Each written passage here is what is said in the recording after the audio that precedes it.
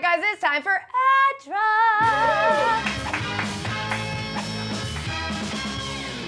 Pooping in your pants. First up, I'm gonna add $100 million to my bank account. Where am I getting that money? Floyd Mayweather, who posted this picture of an uncashed $100 million check on Instagram Tuesday, which he got last May when he defeated Manny Pacquiao. Yeah, well, joke's on you, Floyd. I know you think like the law doesn't apply to you or whatever, but you can't cash a check after 6 months. That's a year-old check. It's just a piece of paper now.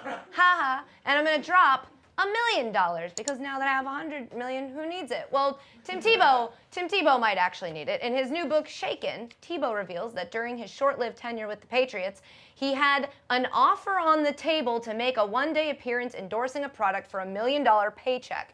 He asked Bill Belichick for permission, who he says responded, "Timmy, I would really appreciate it if you didn't." And so he didn't do it, and then he got cut. So, proving the age-old saying, it's easier to ask for forgiveness than to ask the Patriots not to cut you if you're Tim Tebow.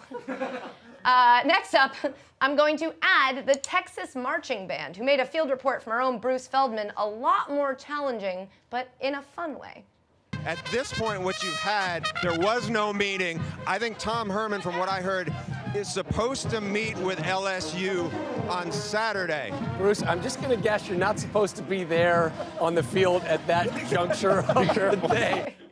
Man, that is too bad. Okay, that is a pretty good sideline report. I don't think any others will ever trump it.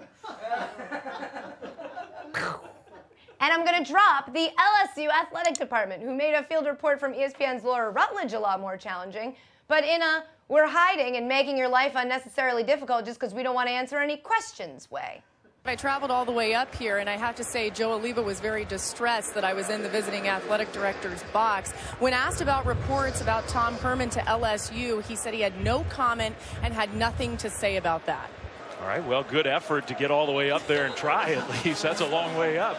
You can't even see her until like 15 seconds into the report when the camera zooms in far enough. If I climbed all those stairs for a report, I would hope they at least slid her a waffle fry under the door or something. Next up, I'm gonna add chugging. No, not beer, water. That's what KHL goalie Andrei Gavrilov was doing when he thought, I nailed that, when he thought he had a break. But turns out the opposing team had a 2-on-1 rush. As you can see, the turnaround and drink strategy worked though, because the other team couldn't even get a shot off. Yeah, that's right. And they say you're not supposed to drink on the job. Phooey. I'm gonna drop hugging, because it's much less effective on defense. Just ask J.R. Smith, who decided to go over to the Bucks bench in the middle of playing defense to say hi to Jason Terry and gave up a dunk in the process. Yeah. When asked about it after the game, JR said he didn't even know he was in the game, which I don't know if that's better or worse. JR, you are at work, and you can't just stop doing what you're... Yo, what up, Matt? Have you been there the whole time? How was your Thanksgiving? I didn't know that you were going to be here. I didn't know that you were... Oh,